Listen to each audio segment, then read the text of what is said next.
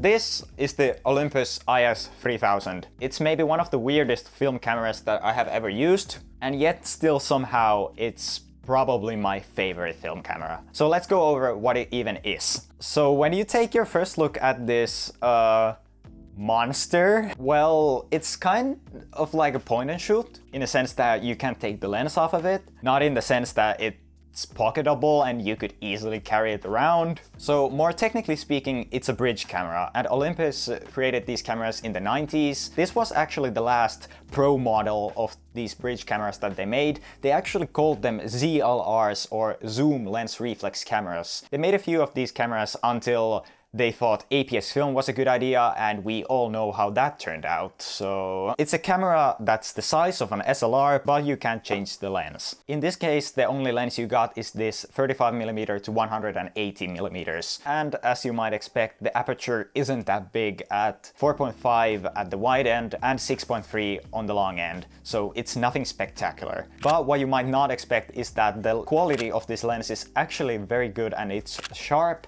and you actually can get some of that juicy, great bokeh if you go out all the way to 180mm. But one of the best things I would say about this camera is the handling. Yes, it looks absolutely ridiculous when you use it, but it molds to your hand really well, and you can hold it quite comfortably even though it has some weight to it. How is this camera to shoot exactly? If you want to, you can shoot it in full auto mode if that's something you're into for some reason. But even better, you can also shoot it in full manual if you want. For most of my shooting, I have always used this camera in aperture priority. It's not that I wouldn't be capable of shooting in full manual, it's just that I really don't want to, because the viewfinder and the information in the viewfinder, namely the light meter, is very hard to see in bright sunlight. So most of the time I just set the camera to aperture priority and just go away and shoot with it. And I can do that because the shutter on this goes up to 1/2000 of a second, which is fast enough even if you're shooting with a wide aperture outside on a bright sunny day. Zooming on this camera is handled by these two buttons on the side of the lens, and they're actually kind of neat. You can actually have two different speeds of zooming depending on how hard you press the buttons, and that's kind of cool. And also, of course, this camera has autofocus, which is okay. It's about what you would expect from a 90s camera. Most of the time, the problem isn't that the camera can't focus properly, it's just that the viewfinder isn't that good, so you start second guessing your focus just because you can't see it clearly enough. And here's some other cool things the camera can do as well. It has a macro mode, so you can focus really close, and you can actually use the zoom buttons on the side of the lens to rack focus back and forth if you want to do that. It also has a dedicated double exposure mode if you want to go out with black and white film and shoot some cool double exposed negatives. You can also shoot up to 2 frames per second with full continuous autofocus. Cool.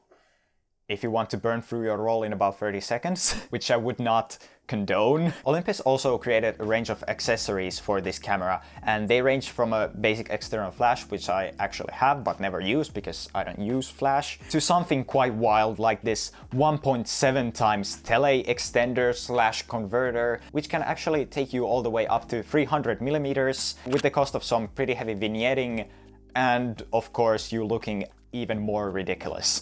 Why do I like this camera so much? It's mostly about the shooting experience. Shooting with this camera is very easy, the autofocus is good enough so you can rely on it, and shooting with this camera is fast. Even though you are fast, the quality of your shots are still very good, due to the lens actually being really good quality. With all the modern features it has, like autofocus and auto exposure, it's actually really easy to use. And for example, I can give this camera to about anyone I know, and if they know even a bit how to operate a digital camera, they probably can use this camera very easily. Yeah, you probably could get an SLR and better glass that would give you much better quality in your photos. It doesn't matter if it's much more of an hassle and takes a lot more time to get those photos, because sometimes you really just don't have that time. Sometimes you can't just freeze everything around you for like 10 seconds so you can manually expose your shot and then try to manually focus on something. Sometimes you just have to go and shoot quickly, and this is the camera